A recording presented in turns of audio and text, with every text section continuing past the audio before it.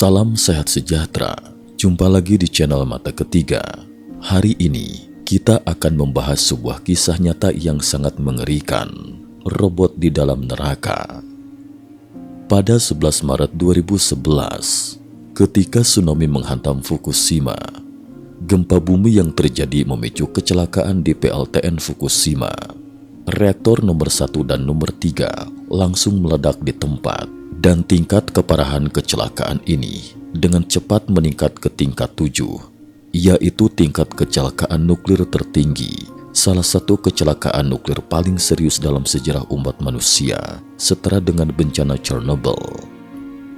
Saat itu, hasil pengukuran menunjukkan bahwa dosis radiasi di dalam pembangkit listrik telah mencapai puluhan milisievert per jam. Milisievert adalah satuan pengukuran ilmiah untuk dosis radiasi. Secara hakikat, radiasi adalah partikel energi tinggi, mirip dengan peluru-peluru kecil yang sangat halus. Dampak mematikannya terhadap manusia terutama terletak pada kemampuannya merusak DNA. Begitu DNA rusak, sel tidak bisa bereplikasi dengan normal. Meskipun sel tidak akan langsung mati, Anda akan melihat sel-sel tubuh Anda perlahan-lahan mengalami nekrosis dan tidak ada obatnya. Sebagai contoh, sel kulit mengalami pergantian setiap 7 hari sekali, dengan siklus hidup dari lapisan dasar hingga lapisan luar sekitar 28 hari. Bayangkan, setelah 28 hari, sel kulit Anda akan sepenuhnya mati. Sedangkan sel yang paling panjang usianya dalam tubuh manusia adalah sel saraf. Sel-sel ini tidak akan mati secara instan, tetapi rasa sakit akibat paparan radiasi akan berlangsung dalam waktu yang sangat lama. Jika kita menengok kembali kecelakaan Chernobyl tahun 1986, saat itu para tentara Soviet dengan semangat pantang menyerah mengenakan pakaian pelindung dan bergiliran masuk ke area bencana selama 5 menit per orang untuk membersihkan material radioaktif. Namun setelah kecelakaan Fukushima, manusia tidak lagi mengandalkan tenaga manusia untuk menangani situasi ini. Sebagai gantinya, kawasan tersebut sepenuhnya diisolasi, semua penduduk dievakuasi, dan robot dikirim ke dalam neraka radiasi untuk membantu membersihkan limbah nuklir. 14 tahun sudah berlalu sejak tahun 2011 hingga sekarang. Selama 14 tahun ini, apa sebenarnya yang telah dilakukan oleh robot-robot ini? Robot juga menghadapi risiko besar. Faktanya, robot juga menghadapi risiko besar yang sama seperti manusia karena komponen utama mereka adalah sirkuit elektronik. Dalam peristiwa Chernobyl, robot-robot juga sempat dikirim ke atap gedung untuk menjalankan tugas. Namun begitu tiba di lokasi, robot-robot ini langsung gagal berfungsi. Penyebabnya, partikel radioaktif yang ada di udara berperilaku seperti peluru, menembus komponen elektronik robot, menyebabkan kerusakan fatal. Bahkan hingga saat ini, jika Anda pergi ke Chernobyl, Anda masih bisa melihat bangkai robot-robot yang ditinggalkan di tengah ladang yang tandus. Namun, ini bukan kali pertamanya manusia menggunakan robot dalam penanganan kecelakaan nuklir Chernobyl. Pada tahun 1979, ketika terjadi kecelakaan nuklir di Three Mile Island, Amerika Serikat, robot sudah mulai digunakan. Tetapi, saat itu peran robot hanya terbatas pada pengintaian dan pengambilan foto untuk membantu manusia memetakan area yang dapat diakses.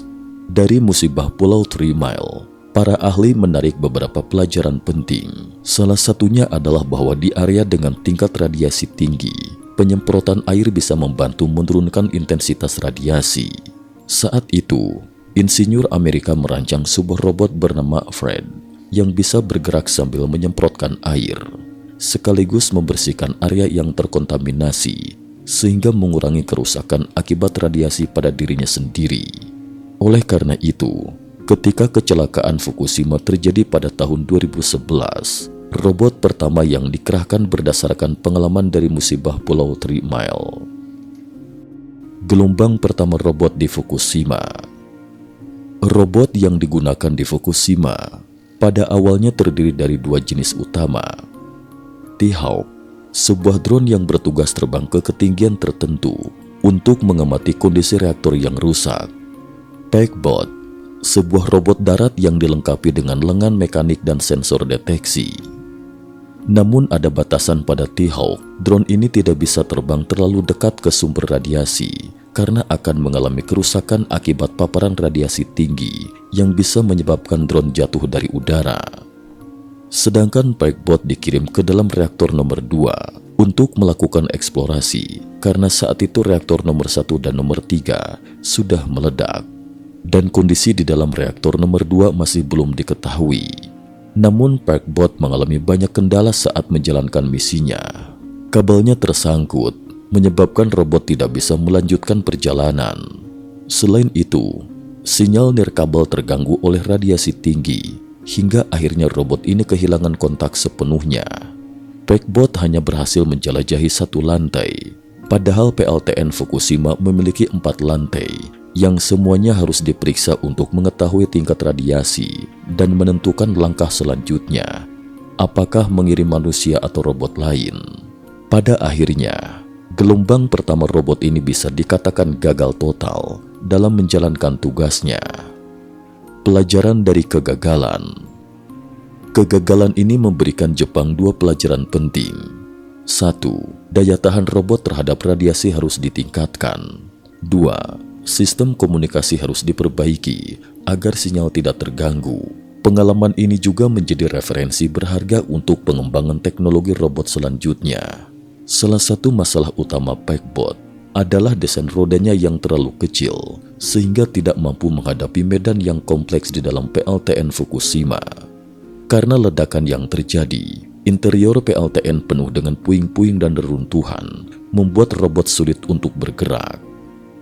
Akhirnya, Jepang menghabiskan waktu 2 bulan untuk mendesain versi robot yang lebih tangguh dengan nama sandi Queens Jepang. Kenapa disebut Queens Jepang? Nama ini berasal dari desain roda robot ini yang memiliki pola serupa dengan serat di dalam buah queens yang di Jepang disebut mugwa dalam bahasa Mandarin. Desain ini memungkinkan robot bisa berdiri tegak, bahkan mampu menaiki tangga, sehingga sangat cocok untuk menavigasi lingkungan Fukushima yang penuh puing-puing. Selain itu, kabel robot ini diperpanjang hingga 450 meter, dirancang secara khusus untuk mengatasi kondisi ekstrim di Fukushima. Selain itu, robot ini dikirim ke dalam reaktor nomor 2, memulai eksplorasi dari lantai 1 dan secara bertahap naik ke atas. Namun saat robot tersebut berhasil mencapai lantai 3, ia secara tidak sengaja tergelincir dan jatuh kembali ke lantai 2 karena tangga yang terlalu licin. Oleh karena tidak dapat terbang kembali ke ketinggian seperti drone, robot ini harus mencari jalur lain dan mencoba mendaki lagi. Hingga akhirnya, robot tersebut berhasil mencapai lantai 4. Namun meski berada di lokasi yang paling jauh dari runtuhan reaktor, tingkat radiasi tetap setinggi 230 milisievert. Bagi manusia, paparan radiasi sebesar ini sama sekali tidak dapat ditoleransi. Bahkan bagi robot, kondisi ini juga merupakan tantangan besar. Hasil eksplorasi ini menunjukkan bahwa dalam jangka pendek, tidak mungkin mengirim manusia ke area tersebut, sehingga seluruh pekerjaan harus sepenuhnya bergantung pada robot. Namun dalam perjalanan kembali, robot ini juga akan hancur akibat paparan radiasi. Ini membuktikan bahwa tingkat radiasi di dalam reaktor nomor 2 masih sangat tinggi, dan kondisi di reaktor nomor 1 serta nomor 3 kemungkinan bahkan lebih parah. Munculnya generasi ketiga, Raccoon Air. 2 tahun kemudian, Jepang akhirnya mengembangkan robot generasi ketiga dengan kode nama Raccoon Air. Robot ini tampak lebih tangguh dan lebih andal dalam melewati berbagai rintangan. Pada lengannya dipasang sebuah pipa semprotan air, sementara di bagian perutnya terdapat penyedot debu yang digunakan untuk mengumpulkan air limbah setelah penyemprotan. Mengapa robot ini didesain seperti itu? Desain ini terinspirasi dari pengalaman dalam musibah Pulau 3 Mile. Robot ini memiliki 2 misi utama: menjelajahi jalan masuk mencari batang bahan bakar yang telah mencair yang dikenal sebagai kaki gajah. Batang bahan bakar yang mencair ini memiliki tingkat radiasi yang sangat tinggi, terus memancarkan panas dan mengalami reaksi nuklir yang menyebabkan perlahan-lahan mencair ke bawah. Menemukan dan membersihkan batang bahan bakar ini merupakan langkah kunci dalam proses penanganan limbah nuklir. Sementara itu, fungsi semprotan air adalah untuk membilas partikel limbah nuklir yang tersebar di dinding dan permukaan lainnya akibat ledakan. Partikel-partikel ini pada dasarnya adalah batang bahan bakar mini. Dengan menyemprotkan air, partikel-partikel tersebut akan terbilas ke bawah, lalu dikumpulkan menggunakan penyedot debu, sehingga membantu menurunkan suhu area tersebut. Robot Raccoon Air berhasil menjalankan misinya sedikit demi sedikit. Bisa dikatakan, ia berhasil menuntaskan tugasnya dengan baik. Faktanya, hingga saat ini, Raccoon Air mungkin masih bekerja di dalam PLTN Fukushima, meskipun tidak ada informasi resmi yang dirilis ke publik. Hanya setelah limbah nuklir ini sepenuhnya dibersihkan dan tingkat radiasi menurun, manusia baru bisa memasuki lokasi secara bertahap. Generasi keempat, ular, Servant. 2 tahun kemudian, Jepang mengembangkan robot generasi keempat yang diberi kode nama Servant atau ular. Mengapa disebut ular? Karena sebelumnya, Raccoon Air telah berhasil menemukan jalur menuju area batang bahan bakar yang mencair. Dari hasil eksplorasi, diketahui bahwa satu-satunya jalur yang bisa diakses adalah melalui saluran ventilasi sempit yang lebarnya hanya 10 cm. Oleh karena itu, insinyur Jepang merancang sebuah robot berbentuk ular yang menyeret ekornya saat masuk ke dalam pipa tersebut. Akhirnya robot ini berhasil mencapai dek tepat di atas batang bahan bakar yang mencair. Rekaman yang dikirim kembali dari lokasi menunjukkan pemandangan yang sangat mengerikan.